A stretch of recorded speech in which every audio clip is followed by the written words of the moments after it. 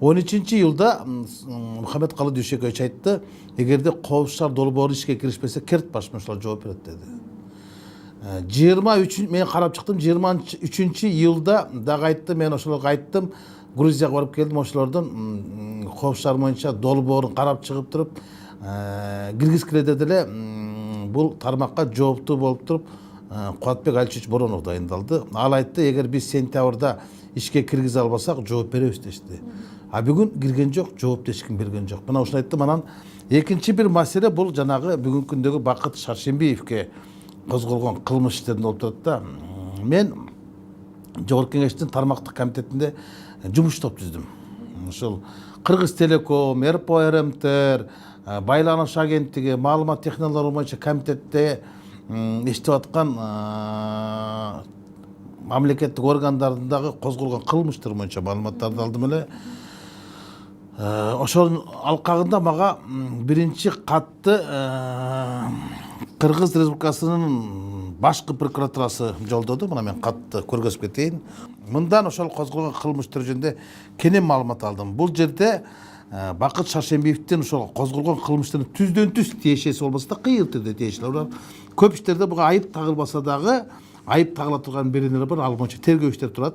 Көп иштер кайсы бир нерселердин негизинде токтотулуп турат. Бирок толугу менен ошо кылмыштар жөнүндө маалымат бар. Экинчи маалыматты мага Кыргыз Республикасынын өкмөтүнө караштуу экономикалык кылмыштарга каршы күрөш боюнча мамлекеттик кызмат финансовый заместитель председатель Жамгырчиев дейт.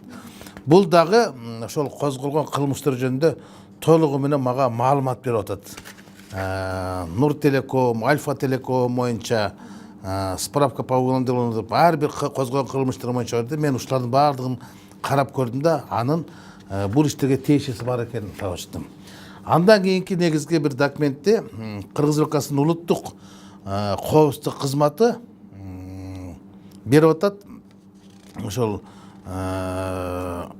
Бакыт Шаршембиев Кыргыз Телекомдо иштеп турганда кандай кылмыш иштер козголгон, мунун ал жерде кандай негизде бул күбө катары өттү, кандай нерсе болду деп туруп, мынакей первый заместитель председателя директора антикоррупционной службы Сагынбек Исмаилов деп туруп, бул 4 кылмыш менен берип атат. Негизги документ мынакей могу жерде турат. Бул Кыргыз Республикасынын Коопсуздук кеңешинин катчысы подлежит возврату первый сектор дейт. Буда анткени жашырундук нерсе бар.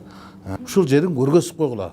В том числе действующий президент Бакыт Шаршембиев, уважаемый чиновник, депутат Жогорку Кеңеште отуруп, Совет Безопасности мынакей бир кылмыш иши жөнүндө анан жалпы берди канча баракта экен, бир 15-16 баракта козголгон кылмыштар жөнүндө толук маалымат берип атат. Жана биринчи кылмыш дей турган болсо, акыркысы мына 8-чи уголовное дело номер кайсы кылмышында бул кандай негизде суралган, же болбосо кандай бунун тиешеси бар экени жөнүндө толук маалымат берип атат. Анан ал жакта бир башкармалык эмес, Коопсуздук кеңешинин башчысы өзү секретарь Совета Безопасности Дамир Сагынбаев өзү кол коюп атпайбы. Мына мен ушунун негизинде гана айттым. Менде далилдүү документтер бар.